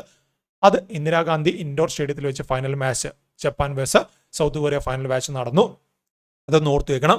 India matched there best ever finish at the Asian women's handball championship 2024 securing 6th place. ഇന്ത്യയുടെ നേട്ടം ചോദിച്ചാൽ ഇന്ത്യ എന്താണ് ഈ ഒരു ടൂർണമെന്റിൽ 6ാം സ്ഥാനം. ഇതുവരെയുള്ളത് ഇത്ര ചരിത്രത്തിൽ 20 വർഷത്തെ ചരിത്രത്തിൽ ഇന്ത്യയുടെ എന്താണ് ഏറ്റവും ബെസ്റ്റ് പെർഫോമൻസ് ആണിത്. 6th പ്ലേസ് ആണ്. അതുപോലെ ഇതിൽ വിജയിച്ച ടീംസ് ഉണ്ടല്ലോ, സൗത്ത് കൊറിയയും ജപ്പാനും. 2025 ജർമ്മനിയിലും നെതർലാൻഡിലും വെച്ച് നടക്കാൻ വേണ്ടി പോകുന്ന വുമൻസ് ഹാൻഡ്ബോൾ ചാമ്പ്യൻഷിപ്പ് വേൾഡ് ചാമ്പ്യൻഷിപ്പിൽ എന്താണ് അവർക്ക് രണ്ടുപേർക്കും ഡയറക്ട്ലി ക്വാളിഫിക്കേഷനും ലഭിക്കും. അതുകൂടെ അവിടെ നിന്ന് ഓർത്തു വെച്ചാൽ മതി. നമ്മളിവിടെ ഹോസ്റ്റ് കൂടെ പറഞ്ഞിട്ടുണ്ട്. 2025 വേൾഡ് വുമൻസ് ഹാൻഡ്ബോൾ ചാമ്പ്യൻഷിപ്പിന്റെ ഹോസ്റ്റ് എവിടെയാണ്? ജർമ്മനിയും നെതർലാൻഡ്. നെക്സ്റ്റ് എന്താണ്? 9-year-old Aarit Kapil become youngest Indian to beat a chess grand master. നമ്മൾ ഡി ഗുഗേഷിന്റെ കാര്യം പറഞ്ഞു അല്ലെ, വിശ്വനാഥൻ ആനന്ദിന് ശേഷം ലോക ചെസ് ചാമ്പ്യൻ പദം നേടുന്ന ഇന്ത്യക്കാരൻ എന്നൊക്കെ നമ്മൾ പറഞ്ഞു അല്ലേ. സോ അത്തരത്തിൽ മറ്റൊരു കാര്യം കൂടിയുണ്ട്. 9 വയസ്സുകാരനുള്ള ആരിദ് കപിൽ എന്താണ് ഒരു ചെസ് ഗ്രാൻഡ് മാസ്റ്ററെ പരാജയപ്പെടുത്തുന്ന ഏറ്റവും പ്രായം കുറഞ്ഞ ഇന്ത്യൻ താരമായിട്ട് മാറിയിട്ടുണ്ട്. ലോകത്തെ താരമല്ല, ഇന്ത്യൻ താരമായിട്ട് മാറിയിട്ടുണ്ട്. ലോകത്ത് ഇതിലും പ്രായം കുറഞ്ഞിട്ട് നേട്ടം സ്വന്തമാക്കിയ താരങ്ങളുണ്ട്. ഇവിടെ എന്താണ് ഡി ഗുഗേഷ് അല്ല, നമ്മുടെ ആരിദ് കപിൽ ഈ ഒരു നേട്ടം സ്വന്തമാക്കിയിട്ടുണ്ടായിരുന്നത് 9 വയസ്സും 9 വർഷവും 2 മാസവും 18 ദിവസവും പ്രായമുള്ള സമയത്താണ്. ആ ഒരു കാര്യം അവിടെ ഒന്ന് ഓർത്തു വെക്കണം. 8 വയസ്സ്, തൻ്റെ 8ാമത്തെ വയസ്സിൽ 8 വർഷവും 6 മാസവും പ്രായമുള്ളപ്പം അശ്വത് കൗശിക് എന്ന് പറയുന്ന സിംഗപ്പൂർക്കാരൻ ഓൾറെഡി ഇതിനു മുൻപ് ഇതുപോലൊരു നേട്ടം 2024 തന്നെ സ്വന്തമാക്കേണ്ട അശ്വത് കൗശിക്കാണ് നിലവിലെ ഏറ്റവും പ്രായം കുറഞ്ഞ ലോകത്തെ താരം. എന്നാൽ ഇന്ത്യയിലെ പ്രായം കുറഞ്ഞ താരം ചോദിച്ചാൽ ആരിദ് കപിൽ. ഇത് സംഭവം എന്താണെന്ന് വെച്ചാൽ ഇത്തരത്തില് കുട്ടികൾ എന്താണ് പ്രായമുള്ള മുൻ ചെസ് ഗ്രാൻഡ് മാസ്റ്ററോട് മത്സരിക്കാറുണ്ട്. അത്തരത്തില് റാസറ്റ് സിയാദിനോവ് എന്ന് പറഞ്ഞ 66 വയസ്സുള്ള മുൻ അമേരിക്കൻ ഗ്രാൻഡ് മാസ്റ്ററോടാണ് നമ്മുടെ ആദ്യത്തെ മത്സരിച്ചിട്ടുണ്ടായിരുന്നത്. അങ്ങനെ അദ്ദേഹത്തെ പരാജയപ്പെടുത്തുകയും ഇന്ത്യയിൽ ഏറ്റവും പ്രായം കുറഞ്ഞ ഇത്തരത്തിലുള്ള നേട്ടം സ്വന്തമാക്കുന്ന താരമായിട്ട് ആരിദ് കപിൽ മാറുകയും ചെയ്തു. 9-year-old Aarit Kapil from Delhi made history by becoming youngest Indian to defeat chess grand master. Okay, ഡൽഹിക്കാരനാണ്. ആ രീതിയിൽ ഓർത്ത് വെക്കണം. പിന്നെ thrilling encounter during the 9th round of KIIT International Open Tournament, Arid emerged victorious against Ras Siadinova, a 66-year-old grandmaster from US. Mun grandmaster ആണ്. At just 9 years, 2 months and 18 years old, Arid not only set a national record but also became the 3rd youngest player globally to achieve this feat. ലോകത്ത് നമ്മൾ എടുത്തു കഴിഞ്ഞാൽ ഇത്തരത്തിൽ ഈ ഒരു നേട്ടം സ്വന്തമാക്കുന്ന ഏറ്റവും പ്രായം കുറഞ്ഞ 3ാമത്തെ താരം കൂടിയാണ് ആരിദ്. അതുപോലെ എന്താണ് the youngest player in the world to beat a grand master is Indian origin Singapore boy Ashwath Kaushik who won against Jake Stopa of Poland when he was just 8 years and 6 months old earlier this year. 2024 ഇത്തരത്തിലൊരു നേട്ടം already സ്വന്തമാക്കിയിട്ടുണ്ട് അല്ലേ. അതുകൂടെ അവിടെ നിന്ന് ഓർത്തു വയ്ക്കണം. എന്താണ് 2024 വർഷത്തെ മികച്ച വനിതാ ടെന്നീസ് താരമായിട്ട് ബെലാറസിന്റെ ആര്യാന സബലങ്കയെ തെരഞ്ഞെടുക്കപ്പെട്ടു അല്ലേ. നമ്മൾ മുൻപ് ഗ്രാൻഡ് സ്ലാമൊക്കെ ആയിട്ട് ബന്ധപ്പെട്ട് പറഞ്ഞ പേരാണ് ആര്യാന സബലങ്ക. ബെലാറസുകാരിയാണ് ആര്യാന സബലങ്ക എന്നൊക്കെ മുൻപ് പറഞ്ഞിട്ടുണ്ട്. 2024 വർഷത്തെ മികച്ച വനിതാ ടെന്നീസ് താരമായിട്ട് ആര് വന്നു? ആര്യാന സബലങ്ക തെരഞ്ഞെടുക്കപ്പെട്ടിട്ടുണ്ട്. ആ ഒരു കാര്യം അവിടെ നിന്ന് ഓർത്തു വെക്കണം. നെക്സ്റ്റ് എന്താണ്? ഇതിനു മുൻപ് US, റഷ്യ, ചൈന എന്നീ രാജ്യങ്ങൾ മാത്രം നടപ്പിലാക്കിയ സ്പേസ് ഡോക്കിംഗ് സാങ്കേതിക വിദ്യ നടപ്പാക്കി ISR. നമ്മൾ മുൻപ് സയന്റിഫിക് ഫിക്ഷൻ സിനിമകളിൽ മാത്രം കണ്ടുവന്ന ആ ഒരു സംവിധാനമായിരുന്നു സ്പേസ് ഡോക്കിംഗ് അല്ലേ. സ്പേസ് ഡോക്കിംഗ് എന്താണെന്ന് വെച്ചാൽ 2 സാറ്റലൈറ്റ്സിനെ സെപ്പറേറ്റ് ആയിട്ട് എന്താണ് ലോഞ്ച് ചെയ്യും, എന്നിട്ട് അതിനെ സ്പേസിൽ വെച്ചിട്ട് മെർജ് ചെയ്യും, പിന്നെ എന്താണ് ആവശ്യങ്ങൾ കഴിഞ്ഞാൽ വീണ്ടും ഡിമേർജ് ചെയ്യും. ഇത്തരത്തിലാണ് സ്പേസ് ഡോക്കിംഗ് നടക്കുന്നത്. ഇതിനു മുൻപ് അമേരിക്ക, റഷ്യ, ചൈന 3 രാജ്യങ്ങൾ മാത്രമാണ് സ്പേസ് ഡോക്കിംഗ് എന്ന് പറയുന്ന പരിപാടി ചെയ്തിട്ടുള്ളത്. ഇന്ത്യയും അഭിമാന തുല്യമായിട്ടുള്ള ആ ഒരു കാര്യത്തിലേക്ക് റീസെന്റ് ആയിട്ട് എത്തിയിട്ടുണ്ട്. സക്സസ്ഫുള്ളി എന്നൊക്കെ പറഞ്ഞ് ന്യൂസ് നിങ്ങൾ വായിച്ചിട്ടില്ലേ? ആ സ്പേസ് ഡോക്കിങ്ങിന്റെ കാര്യം ഒന്ന് ഓർത്ത് വെക്കണം. സ്പേസ് ഡോക്കിംഗ് എന്നത് എന്താണ്? സ്പേസ് ഡെക്സ് അല്ലെങ്കിൽ സ്പാഡെക്സ് എന്ന രീതിയിൽ നമ്മൾ പറയും. സ്പാഡെക്സ് സ്പേസ് ഡോക്കിംഗ് എക്സ്പെരിമെന്റിന്റെ ഷോർട്ട് നെയിമാണ്. സ്പേസ് ഡോക്കിംഗ് അല്ലെങ്കിൽ സ്പേസ് ഡോക്കിംഗ് എക്സ്പെരിമെന്റ് ഷോർട്ട് നെയിമാണ് സ്പാഡെക്സ്. സ്പേസ് ഡോക്കിംഗ് എക്സ്പെരിമെന്റ് ചുരുക്കപ്പേരാണ് സ്പേഡെക്സ് അല്ലെങ്കിൽ സ്പാഡെക്സ് അല്ല സ്പേഡെക്സ്. സ്പേഡെക്സ് എന്ന രീതിയിൽ പറയും. PSLV 60 റോക്കറ്റിൽ 476 കിലോമീറ്റർ അകലെ വൃത്താകൃതിയിലുള്ള ഭ്രമണപഥത്തിൽ എത്തുമ്പോൾ ശേഷർ SDX-1, ടാർഗറ്റ് SDX-2 എന്നീ ഉപഗ്രഹങ്ങളെയാണ് ISRO ഡോക്ക് ചെയ്യുന്നത്. അതായത് ഇവിടെ കണ്ടോ, SDX-1 എന്ന് പറയുന്ന ചേസറുണ്ട്, SDX-2 എന്ന് പറയുന്ന ടാർഗറ്റും ഉണ്ട്. ഈ ചേസറും ടാർഗറ്റും എന്താണ്? രണ്ടും മെർജ് ചെയ്യുക അല്ലേ. എന്നിട്ട് എന്തിനാണോ മെർജ് ചെയ്ത് ആ ഒരു ആവശ്യങ്ങൾ കഴിഞ്ഞാൽ അതിന് എന്താണ് അൺമെർജ് ചെയ്യുകയും ചെയ്യും. ഓരോ ഉപഗ്രഹങ്ങൾക്കും 220 കിലോഗ്രാം വീതം ഭാരമുണ്ട്. ഇവിടെ എന്താണ് ഉപയോഗം? നമുക്ക് രണ്ടും സെപ്പറേറ്റ്ലി ലോഞ്ച് ചെയ്യാൻ വേണ്ടി സാധിക്കും. ഒന്നിച്ച് ലോഞ്ച് ചെയ്യുമ്പോൾ ഉണ്ടാകുന്ന ഫെയിലിയറും കാര്യങ്ങളും കുറയ്ക്കാൻ വേണ്ടി സാധിക്കും. അതുപോലെ കൂടുതൽ ടെക്നോളജീസ് നമുക്ക് കൊണ്ടുവരാൻ വേണ്ടി സാധിക്കും. അങ്ങനെ ഒരുപാട് നേട്ടങ്ങളുണ്ട്. സോ ഇന്ത്യ ആദ്യമായിട്ട് ഇതിൽ സക്സസ്ഫുള്ളി വിജയിച്ചിട്ടുണ്ട്. അതുകൂടെ അവിടെ നിന്ന് ഓർത്തു വയ്ക്കണം. നെക്സ്റ്റ് എന്താണ്? India Cambodia joint exercise CINBAX begin in Pune. പരീക്ഷയ്ക്ക് ചോദ്യം വരികയാണ്. സിൻബാക്സ് ഇന്ത്യയും ഏത് രാജ്യങ്ങൾ തമ്മിലാണെന്ന് പറഞ്ഞിട്ട് option A China, option B Cambodia, ആ രീതിയിൽ 2-3 രാജ്യങ്ങൾ തരികയാണ്. നമ്മൾ ചാടിക്കറി ഇന്ത്യയും ചൈന മാർക്ക് ചെയ്യും അല്ലേ. ഓപ്ഷൻ എ ചൈന കാണുമ്പോൾ മാർക്ക് ചെയ്യും, വീട്ടിലെത്തിയിട്ട് നോക്കുമ്പോൾ എന്താണ് ഓപ്ഷൻ ബി ആണ് ഉത്തരം എന്ന് കാണും. ഒന്നുകൂടെ വായിച്ചു നോക്കുമ്പോൾ ബി കംബോഡിയ ആണെന്ന് കാണും അല്ലേ. സോ അത്തരത്തിലെ സിൻബാക്സ് തന്നു കഴിഞ്ഞാൽ ശ്രദ്ധിക്കണം. ഇതുപോലെ ട്രാപ്പ് നമുക്ക് തരാൻ സാധ്യതയുണ്ട്, ഇനിയും തരും. റീസെൻ്റ് ആയിട്ട് മഹാരാഷ്ട്രയിലെ പൂനെയിൽ വെച്ചിട്ടാണ് ഇത്തരത്തിൽ സിൻബാക്സ് ഫസ്റ്റ് എഡിഷൻ നടന്നത്. India Cambodia joint military exercise ആണ് ആദ്യമായിട്ടാണ് നടന്നിട്ടുണ്ടായിരുന്നത്. മഹാരാഷ്ട്രയിലെ പൂനെയിൽ വെച്ച് 2024 ഡിസംബർ 1 തൊട്ടിട്ട് 8 വരെ നടന്നു. അതുകൂടെ അവിടെ നിന്ന് ഓർത്തു വെക്കണം. ഇന്ത്യ റെപ്രസെന്റ് ചെയ്ത് ഇന്ത്യയുടെ ഇൻഫാൻട്രി ബ്രിഗേഡിൽ നിന്നും 20ഓളം പേഴ്സണലാണ് പങ്കെടുത്തത്. ജസ്റ്റ് ആ ഒരു കാര്യങ്ങളൊന്ന് ഓർത്തു വെച്ചാൽ മതി. നെക്സ്റ്റ് എന്താണ്? World AIDS day 2024. PSCയുടെ സ്ഥിരം ചോദ്യമാണ്. എന്നാണ് വേൾഡ് എയ്ഡ്സ് ഡേ എന്ന് ചോദിക്കാറുണ്ട്. ഡിസംബർ 1 തീയതിയാണ് നമ്മൾ വേൾഡ് എയ്ഡ്സ് ഡേ ആയിട്ട് ലോക എയ്ഡ്സ് ദിനമായിട്ട് നമ്മൾ ആചരിക്കുന്നത്. സ്ഥിരം ചോദ്യമാണ്, ഞാൻ പ്രത്യേകിച്ച് പറയേണ്ട ആവശ്യമൊന്നുമില്ല. എയ്ഡ്സുമായിട്ട് ബന്ധപ്പെട്ട് വേറെ എന്തൊക്കെ ചോദ്യങ്ങൾ വരും? HIV ഫുൾ ഫോം ചോദിക്കാറുണ്ട് അല്ലേ. എയ്ഡ്സിന്റെ ഫുൾ ഫോം ചോദിക്കാറുണ്ട്. എയ്ഡ്സിന് കാരണമാവുന്ന വൈറസാണ് HIV virus. Human immunodeficiency വൈറസാണ് HIV. ഇനി എയ്ഡ്സ് എന്ന് പറയുന്ന അസുഖത്തിന്റെ ഫുൾ നെയിം എന്താണ്? അക്വയർഡ് ഇമ്മ്യൂൺ ഡെഫിഷ്യൻസി സിൻഡ്രോം ആണ്. ഇതൊക്കെ സ്ഥിരം വരുന്ന ചോദ്യങ്ങളാണ്. World AIDS day observed on 1 December every year serve as a platform to raise awareness about HIV, അതായത് ഹ്യൂമൻ ഇമ്മ്യൂണോ ഡെഫിഷ്യൻസി വൈറസിനെ കുറിച്ച് അവയർനെസ് നൽകാനുള്ള ആ ഒരു ദിനമാണ് അക്വയർഡ് ഇമ്മ്യൂൺ ഡെഫിഷ്യൻസി സിൻഡ്രോം എന്നാണ് എയ്ഡ്സിന്റെ full form. World AIDS day observed annually on December 1 since 1988 serve as a global platform to unite people in raising awareness about HIV. HIVയെ കുറിച്ച് ലോകരാജ്യങ്ങൾ എന്താണ് അവയർനെസ്? സെക്ഷുവലി ട്രാൻസ്മിറ്റഡ് ഡിസീസ് ആണല്ലേ, അതും ചോദിക്കാറുണ്ട്. 1988 തൊട്ടാണ് ഈ ഒരു ദിനവും കാര്യങ്ങളൊക്കെ നമ്മൾ ഒഫീഷ്യലായിട്ട് അനൗൺസ് ചെയ്ത് തുടങ്ങിയത്. അങ്ങനെ 1988 എന്താണ് WHO world health organisation official ഈ ഒരു ദിനം ആചരിക്കാൻ വേണ്ടിയിട്ട് തുടങ്ങിയിട്ടുണ്ടായിരുന്നു. മീൻസ് അതിന്റെ പ്രഖ്യാപനവും കാര്യങ്ങളും വന്നിട്ടുണ്ടായിരുന്നു. 2024 തീമൊക്കെ 100% ഉറപ്പിച്ച് നമുക്ക് പറയാൻ വേണ്ടി സാധിക്കും. ചോദിക്കുമെന്ന് take the rights path, my health my right, at least my health my right എങ്കിലും ഒന്ന് പഠിച്ചു വെക്കണം. The National AIDS Control Organisation under ministry of health and family welfare has been observing world AIDS day annually on December 1 since 1992. 1987 WHO അംഗീകരിച്ചെങ്കിലും ഇന്ത്യയിൽ എന്തുതൊട്ടിട്ടാണ്? 1992 തൊട്ടിട്ടാണ് ആചരിക്കാൻ വേണ്ടി തുടങ്ങിയത്. ഇനി HIV കാരണമാകുന്ന എയ്ഡ്സിന് കാരണമാകുന്ന വൈറസ് HIV ആണെന്ന് പറഞ്ഞു അല്ലേ. ഈ HIV human immuno deficiency virus attack ചെയ്യുന്ന നമ്മുടെ സെല്ല് ഏതാണെന്ന് വെച്ചാൽ T സെൽ അല്ലെങ്കിൽ വൈറ്റ് ബ്ലഡ് സെല്ല്. കുറച്ചുകൂടെ അക്യുറേറ്റ് ആയിട്ട് പറഞ്ഞാൽ CD4 സെല്ലിനെയാണ് അറ്റാക്ക് ചെയ്യുന്നത്. അതുകൂടെ അവിടെ നിന്ന് ഓർത്തു വയ്ക്കാം. ഓക്കെ, നെക്സ്റ്റ് എന്താണ്? Jay Shah became A youngest ICC chairman in history. Already നമ്മൾ പറഞ്ഞു അല്ലേ, ജയ്ഷ ആ ഒരു ICC സെക്രട്ടറി അല്ല ICCയുടെ ചെയർമാനായിട്ട് വന്നു എന്ന് ഓൾറെഡി ഞാൻ പറഞ്ഞു കഴിഞ്ഞു. അങ്ങനെയാണ് പുതിയ സെക്രട്ടറി ഒക്കെ വന്നത്. BCCIക്ക് പുതിയ സെക്രട്ടറി വന്നത്. BCCIയും ICCയും രണ്ടാണ്. BCCI എന്ന് പറയുമ്പോൾ ഇന്ത്യയുടെ ക്രിക്കറ്റിന്റെ ഗവേണിംഗ് ബോഡിയാണ്. ICC എന്ന് പറയുമ്പോൾ എല്ലാ രാജ്യങ്ങളുടെയും എന്താണ് ടോപ്പ് മോസ്റ്റ് ഗവേണിംഗ് ബോഡിയാണ്. After ending his 5-year stint as the Indian Cricket Board Secretary, Jaisha took over to the International Cricket Council chairman. 36ാമത്തെ വയസ്സിൽ ഈ ഒരു നേട്ടം സ്വന്തമാക്കിയ ജയ് ഷാ എന്താണ് ICC ചെയർമാൻ ആവുന്ന ഏറ്റവും പ്രായം കുറഞ്ഞ താരമായിട്ട് മാറിയിട്ടുണ്ട്. ഓൾറെഡി നമുക്കറിയാം BCC എന്ന് പറഞ്ഞാൽ എന്താണ് ICC ഇക്വാലന്റ് ആണ് നമ്മൾ പറയാറുണ്ടല്ലേ.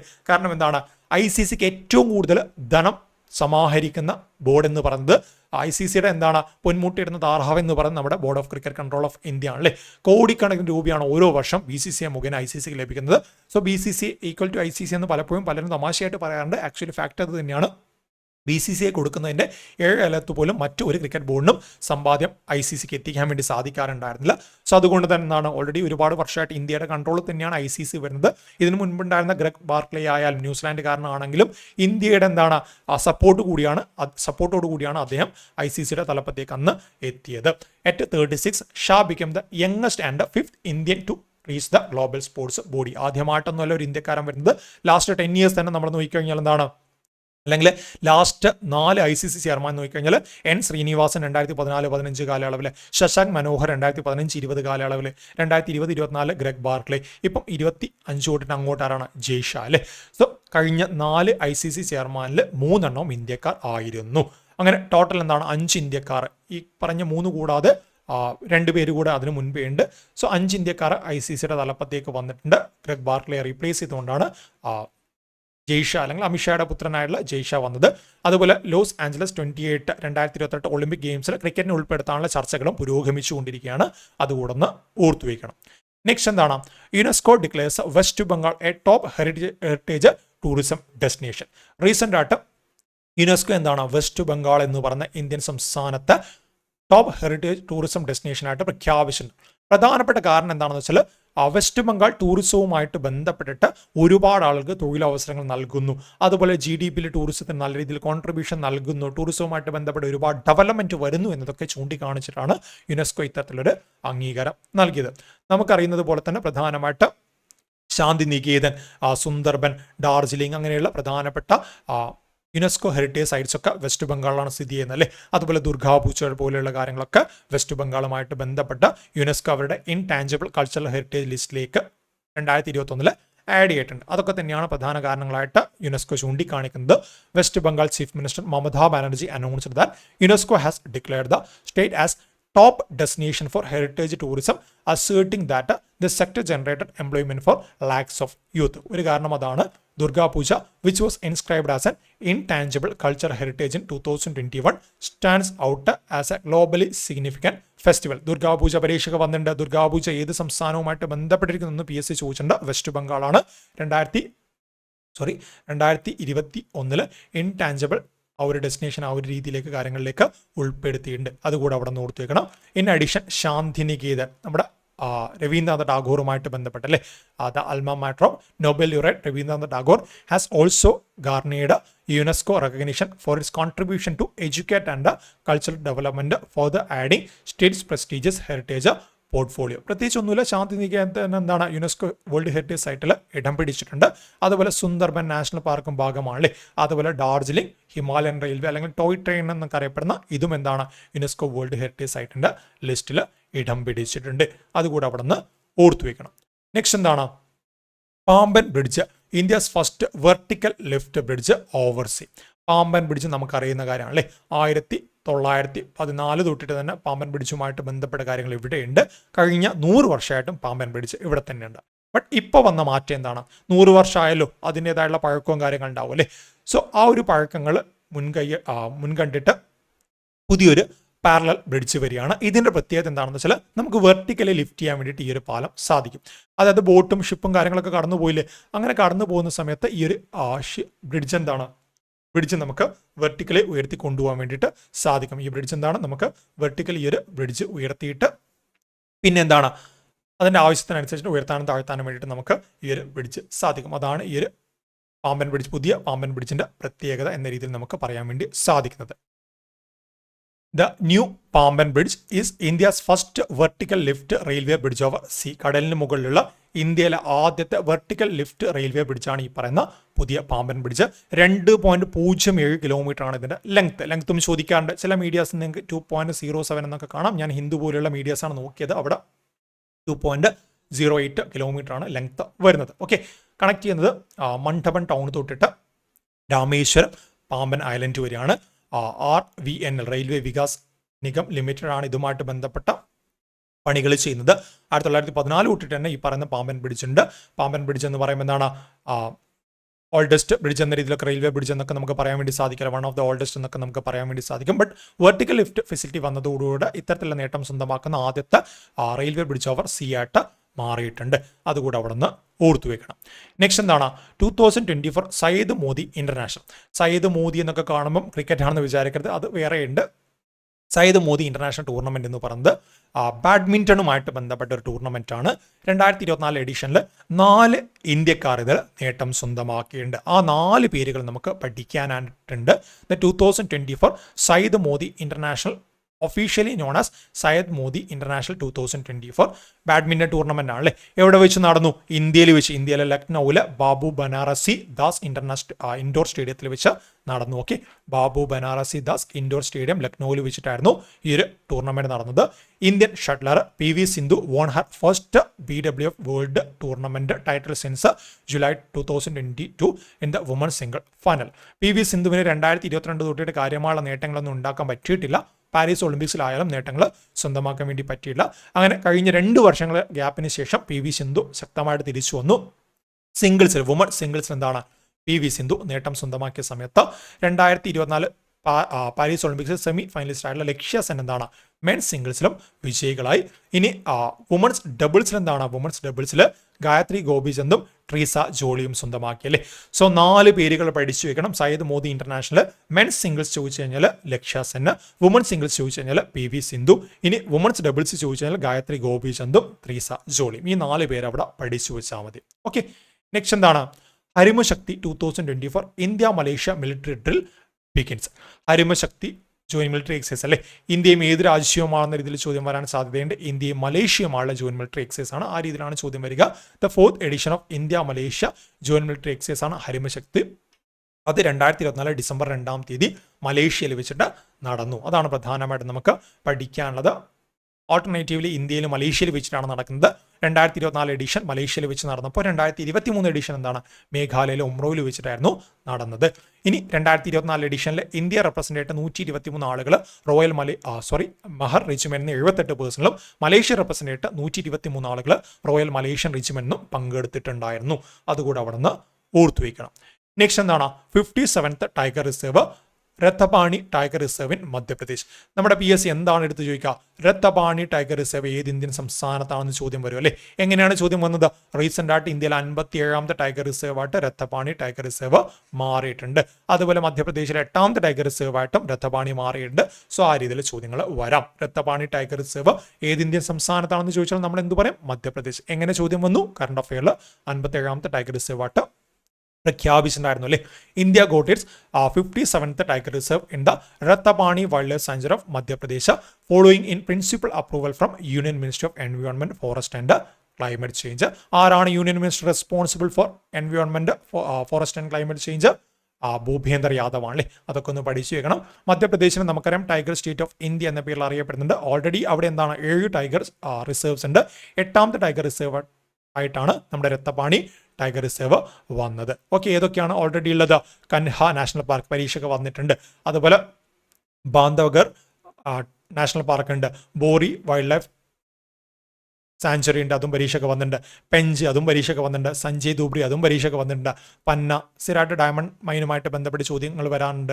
അതുപോലെ വീരാങ്കന ദുർഗാവതി. അങ്ങനെ 7 പ്ലസ് നമ്മൾ ഈ പറഞ്ഞ രത്തപാണി ടൈഗർ റിസർവും 8 ആയിട്ടുണ്ടല്ലേ.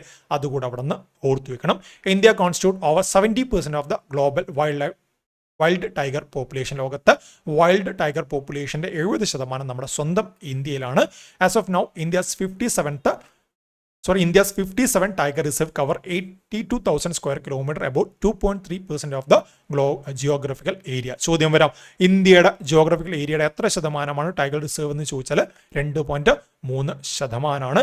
അതുപോലെ തന്നെ കണക്കുകൾ നോക്കുകയാണെങ്കിൽ 2022 വന്ന റിപ്പോർട്ട് പ്രകാരം ഇന്ത്യയിൽ എന്താണ് 3682 ടൈഗേഴ്സ് ഉണ്ടെന്നും കണക്കുകൾ പറയുന്നുണ്ട്. 2006 കമ്പയർ ചെയ്യുമ്പോൾ ഇരട്ടിയായി മാറിയിട്ടുണ്ട്. 1411 നിന്നും 3682 എന്ന് പറയുന്ന ആ ഒരു നമ്പറിലേക്ക് എത്തിയിട്ടുണ്ട് അല്ലേ.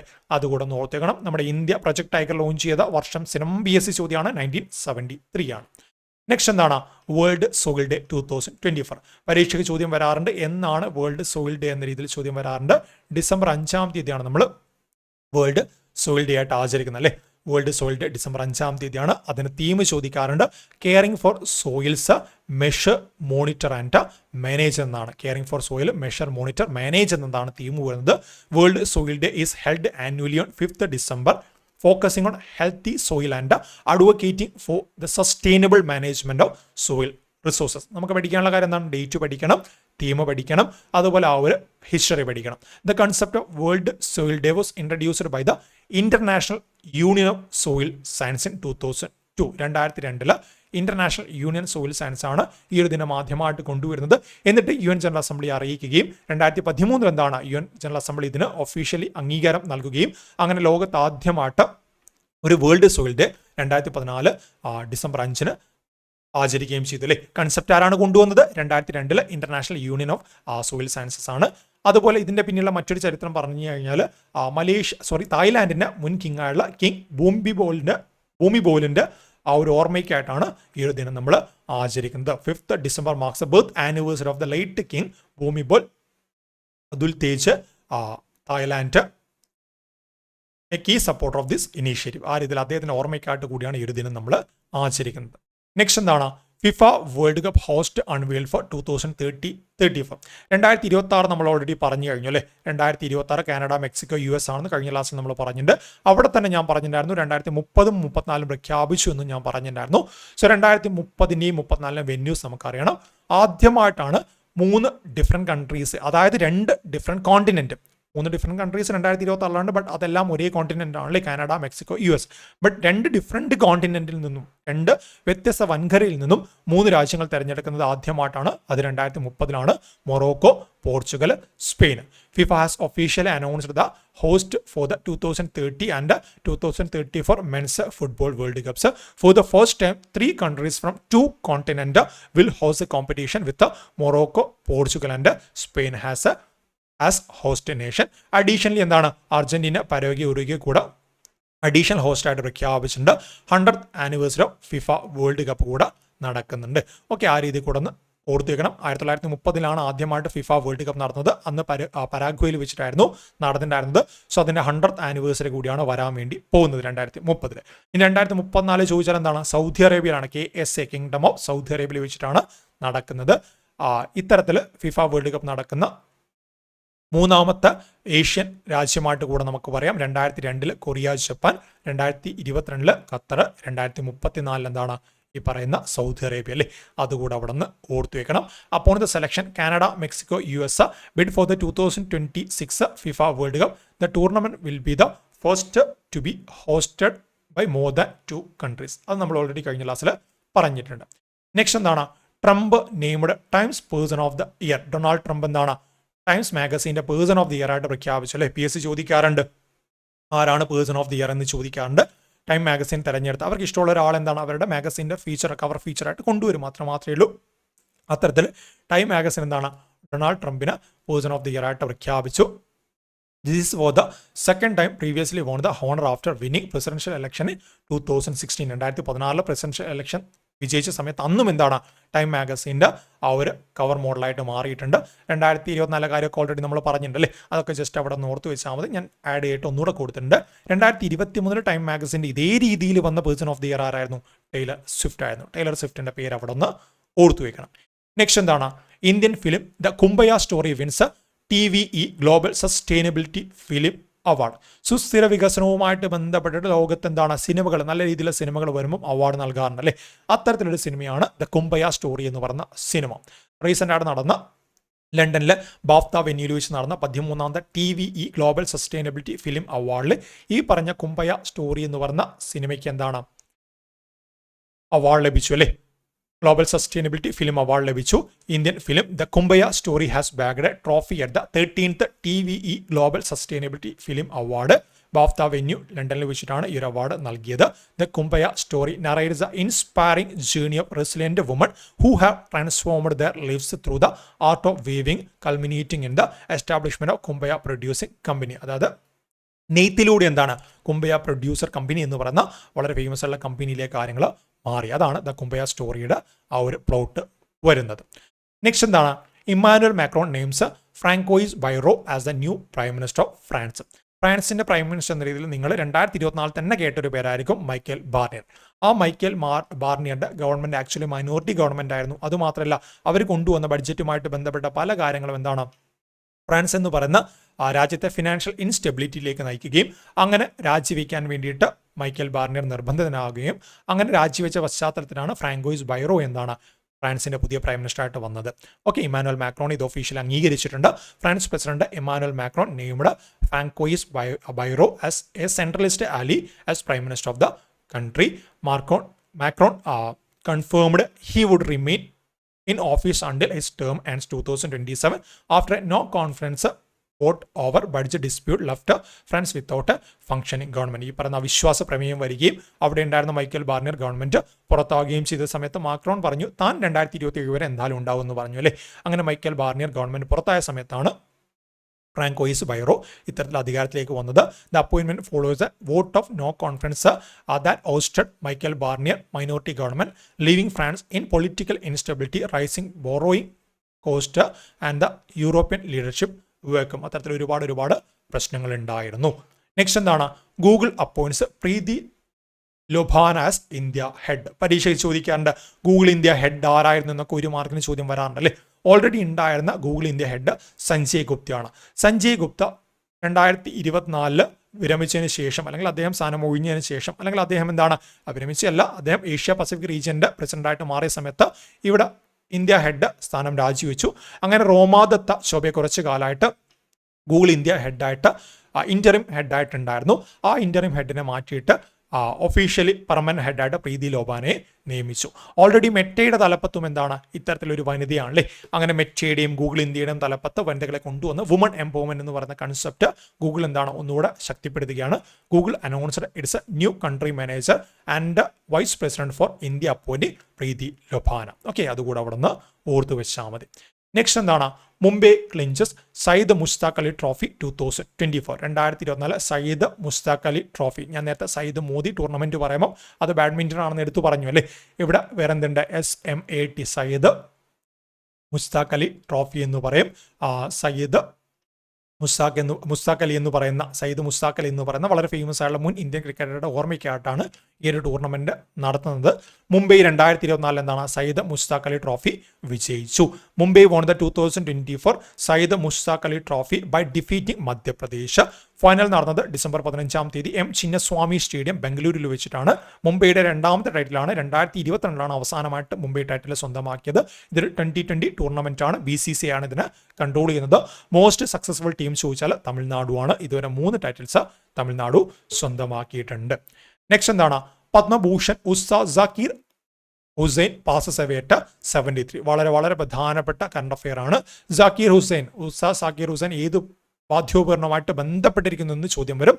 തബല പ്ലെയർ ആണല്ലേ, ഉറപ്പായിട്ട് പഠിച്ചു വെച്ചോ. Zakir Hussain Allarakha Qureshi was an Indian tabla player born in Mumbai 1951. Zakir Hussain was a son of tabla legend Ustad അല്ലരാഖയുടെ മകനായിട്ടാണ് ജനിച്ചത്. പണ്ഡിറ്റ് രവിശങ്കർ, ഉസ്താദ് അംജദ് അലി ഖാന്റെ കൂടെയൊക്കെ വർക്ക് ചെയ്ത ഫേമസ് ആയിട്ടുള്ള വ്യക്തിയാണ്. നമ്മുടെ രാജ്യം 1987 പത്മശ്രീയും 2002 പത്മഭൂഷണും 2023 റീസെന്റ് ആയിട്ട് പത്മവിഭൂഷൺ നൽകിയിട്ട് ഇദ്ദേഹത്തെ ആദരിച്ചു. 1990 അന്നത്തെ president Sangeetha Nataka academy award നൽകിയിട്ട് ആദരിച്ചു. 2006 മധ്യപ്രദേശ് ഗവൺമെന്റ് കാളിദാസ് സമ്മാൻ നൽകിയിട്ടൊക്കെ ഇദ്ദേഹത്തെ ആദരിച്ചു. റീസെന്റ് ആയിട്ട് 2024 ഫെബ്രുവരി 4 3 ഗ്രാമി അവാർഡും ഇദ്ദേഹത്തിന് ലഭിച്ചു അല്ലെ. 66ാമത്തെ ആനുവൽ ഗ്രാമി അവാർഡ്സിൽ ഇദ്ദേഹത്തിന് 3 ഗ്രാമി അവാർഡും ലഭിച്ചിട്ടുണ്ട്. അതുകൂടെ അവിടെ നിന്ന് ഇമ്പോർട്ടൻ്റ് ആയിട്ട് ഓർത്തു വയ്ക്കണം. നെക്സ്റ്റ് എന്താണ്? Kisan Kavach Bharat indigenous anti pesticide body suit. നമ്മൾ കാണാറുണ്ട് പെസ്റ്റിസൈഡ് ആന്റി പെസ്റ്റിസൈഡും കാര്യങ്ങളൊക്കെ അടിക്കുന്ന ഒരുപാട് കർഷകരും ആളുകളൊക്കെ ഉണ്ടല്ലേ. അവരെന്താണ് ആകെ മുഖം മാത്രമേ മറക്കത്തുള്ളൂ, ബാക്കി ബോഡി പാർട്ട് മറയ്ക്കാനുള്ള അല്ലെങ്കിൽ ഈ രീതിയിൽ പെസ്റ്റിസൈഡിനും സംരക്ഷണം നേടാനുള്ളൊരു ബോഡി സ്യൂട്ട് ഇന്ത്യക്ക് ഒഫീഷ്യലി ഉണ്ടായിരുന്നില്ല. ഇനി മറ്റു രാജ്യങ്ങളെ വാങ്ങാമെന്ന് ചോദിച്ചാൽ ഒടുക്കത്തെ വിലയായിരിക്കും, 10,000 ആയിരിക്കും വില വരുന്നത്. സോ കർഷകർക്ക് അത് താങ്ങാൻ വേണ്ടി പറ്റത്തില്ല. ഇത്തരത്തിൽ പെസ്റ്റിസൈഡ് അടിക്കുന്ന സമയത്ത് അവരുടെ ബോഡി പ്രൊട്ടക്ട് ചെയ്യാത്തത് കൊണ്ട് ഒരുപാട് ആരോഗ്യ പ്രശ്നങ്ങളും അവർക്ക് വരാറുണ്ട്. സോ അതിൽ നിന്ന് മറികടക്കാൻ വേണ്ടി റീസെന്റ് ആയിട്ട് ഒരു ആന്റി പെസ്റ്റിസൈഡ് ബോഡി സ്യൂട്ട് ഈ ഒരു ഫിഗറിൽ കാണുന്നത് പോലെ ബോഡി സ്യൂട്ട് വന്നു. ഇതിന്റെ പേരാണ് കിസാൻ കവച്. എന്താണ്? കിസാൻ കവച് എന്ന് പറഞ്ഞ ബോഡി സ്യൂട്ട് റീസെന്റ് ആയിട്ട് ഡെവലപ്പ് ചെയ്തു. ഈ ഒരു കിസാൻ കവച് ഡെവലപ്പ് ചെയ്ത് ബ്രിക് ഇൻസ്റ്റം ബാംഗ്ലൂരും അതുപോലെ സെപിയു ഹെൽത്ത് പ്രൈവറ്റ് ലിമിറ്റഡ് എന്ന് പറയുന്ന പ്രൈവറ്റ് കമ്പനിയുമാണ്. ഇതിൻ്റെ വില എനിക്ക് തോന്നുന്നു അവർ പുറത്തുവിട്ട വില പ്രകാരം ഏതാണ്ട് ഒരു 4000 രൂപയാണ്. 10,000 കൊടുക്കേണ്ട 4000 രൂപയ്ക്ക് വാങ്ങാമെന്നതാണ് പറയുന്നത്. സോ ആ ഒരു കാര്യം ഓർത്ത് വെക്കണം. ഇന്ത്യയിൽ തദ്ദേശീയമായിട്ട് ഡെവലപ്പ് ചെയ്ത ആദ്യ ആന്റി പെസ്റ്റിസൈഡ് ബോഡി സ്യൂട്ടിന്റെ പേരെന്താണ്? കിസാൻ കവച് എന്നതാണ്. ഓക്കെ, നെക്സ്റ്റ് എന്താണ്? Bumrah surpass Kapil Dev to become India's top wicket taker in Australia. Australian മണ്ണിൽ ഇന്ത്യക്ക് വേണ്ടിയിട്ട് ഏറ്റവും കൂടുതൽ വിക്കറ്റ് നേടുന്ന താരമായിട്ട് ജസ്പ്രീത് ബുംറ മാറി. ഇതുവരെ 51 വിക്കറ്റ് എടുത്ത കപിൽ ദേവ് ആയിരുന്നു മുന്നിലുണ്ടായിരുന്നത്. 52 വിക്കറ്റ് ഓസ്ട്രേലിയൻ മണ്ണിൽ മാത്രമായിട്ട് 52 വിക്കറ്റ് എടുത്തതിന് ശേഷം ജസ്പ്രീത് ബുംറ കപിൽ ദേവിൽ നിന്നും ഈ ഒരു നേട്ടം സ്വന്തമാക്കി അല്ലേ. Jasprit Bumrah is now the most successful Indian bowler on Australian soil. Bumrah now 52 wicket down under surpassing the great Kapil Dev Tally of 51 wicket. ആരെ പുറത്താക്കിക്കൊണ്ടായിരുന്നു ഈ ഒരു നേട്ടം എന്ന് ചോദിച്ചാൽ ഓസ്ട്രേലിയയുടെ മാർണസ് ലെബുഷേനെ പുറത്താക്കിക്കൊണ്ടായിരുന്നു ഈ ഒരു നേട്ടം. മാർണസ് ലെബുഷേന് മറ്റൊരു പ്രത്യേകത ഉണ്ടല്ലോ. എന്താണ്? ക്രിക്കറ്റ് ചരിത്രത്തിൽ ആദ്യത്തെ കൺക്ലൂഷൻ സബ്സ്റ്റിറ്റ്യൂട്ട് ആണ് മാർണസ് ലെബുഷേൻ. സ്റ്റീവ് സ്മിത്തിന് പകരം മാർണസ് ലെബുഷേൻ എന്താണ് ഇറങ്ങിയിട്ടുണ്ടായിരുന്നു. അത്തരത്തിൽ ആദ്യത്തെ കൺക്ലൂഷൻ സബ്സ്റ്റിറ്റ്യൂട്ട് ആയിട്ട് മാറിയിട്ടുണ്ട്. അതുപോലെ 200-ലധികം വിക്കറ്റ് ടെസ്റ്റിൽ സ്വന്തമാക്കുന്ന താരമായിട്ടും ബുംറ മാറിയിട്ടുണ്ട്. 12ാമത്തെ ഇന്ത്യൻ താരവും 6ാമത്തെ ഇന്ത്യൻ പേസറൊക്കെ ആയിരുന്നു ജസ്പ്രീത് ബുംറ. അതുകൂടെ അവിടെ നിന്ന് ഓർത്തു വയ്ക്കണം. നെക്സ്റ്റ് എന്താണ്? സയ്യിദ് മുസ്താഖ് അലി ട്രോഫി 2020 ക്രിക്കറ്റിൽ സിക്കിമിനെതിരെ 20 ഓവറിൽ 349 റൺസ് നേടി ഏറ്റവും ഉയർന്ന സ്കോർ കുറിച്ച് റെക്കോർഡിട്ട ബറോഡ ടീം. ഗാംബിയക്കെതിരെ സിംബാബ്വെ 20 ഓവറിൽ 344 റൺസ് നേടിയ റെക്കോർഡ് പഴങ്കഥയായ അല്ലേ. പഴങ്കഥ ഒന്നും പറയാനൊന്നുമില്ല, നമ്മൾ ഡിസംബർ തന്നെ നേടിയ റെക്കോർഡാണ് ഈ 2 റെക്കോർഡും. അതായത് ഒരു ഡൊമസ്റ്റിക് ടൂർണമെന്റിൽ ഏറ്റവും ഉയർന്ന സ്കോർ എന്ന് പറയുന്നത് ഇപ്പോൾ നിലവിൽ ബറോഡയുടെ പേരിലാണ്. 349 റണ്ണാണ്.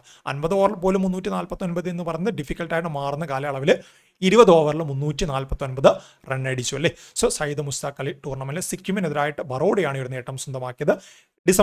നവംബർ ഡിസംബർ മാസം തന്നെ വന്ന റെക്കോർഡായിരുന്നു. 344 റൺ അടിച്ച ഗാംബിയക്കെതിരെ സിംബാബ്വെ അടിച്ച ആ ഒരു റെക്കോർഡ് ഇതോടെ പഴങ്കഥയായിട്ട് മാറി. നെക്സ്റ്റ് എന്താണ്? ഉസ്ബെക്കിസ്ഥാനിൽ നടന്ന പ്രസിഡന്റ് കപ്പ് ചെസ്സിൽ മലയാളി താരം നിഹാൽ സരീന് കിരീടം. ഉസ്ബെക്കിസ്ഥാനിൽ നടന്ന പ്രസിഡന്റ് കപ്പ് ചെസ്സിൽ ആരാണ് ജയിച്ചത്? ചെസ്സുമായിട്ട് ബന്ധപ്പെട്ട് ഓൾറെഡി 3 ഫാക്ട് നമ്മൾ പറഞ്ഞു അല്ലേ. ഇപ്പോൾ നിഹാൽ സരീന്റെ പേര് കൂടെ അവിടെ നിന്ന് ഓർത്തു വയ്ക്കണം. നെക്സ്റ്റ് എന്താണ്? റിസർവ് ബാങ്ക് ഓഫ് ഇന്ത്യയുടെ 26ാമത് ഗവർണറായിട്ട് സഞ്ജയ് മൽഹോത്രയെ നിയമിച്ചു. ഞാൻ 106, 110 എന്ന് പറഞ്ഞൊരു 200 തന്നെ നമുക്ക് വേടിയാൽ ഉറപ്പായിട്ട് വരുന്ന ചോദ്യമാണ്. ഇതുവരെ ശക്തികാന്ത ദാസ് ഉണ്ടായിരുന്ന സമയത്ത് 2024 തന്നെ നിങ്ങളൊന്ന് പോയിട്ട് എണ്ണി നോക്കിക്കഴിഞ്ഞാൽ മനസ്സിലാവും. എനിക്ക് തോന്നുന്നു ഒരു 10-15 തവണ മിനിമം PSC ചോദിച്ചിട്ടുണ്ടാവും. സോ ഇനി ചോദിച്ചാൽ എന്ത് പറയണം നിങ്ങൾ? സഞ്ജയ് മൽഹോത്ര, സഞ്ജയ് മൂർത്തി, സഞ്ജീവ് എന്നൊക്കെ പറഞ്ഞ ഒരുപാട് പേരുകളുണ്ട് അല്ലേ. സോ സഞ്ജയ് മൽഹോത്രയാണ്.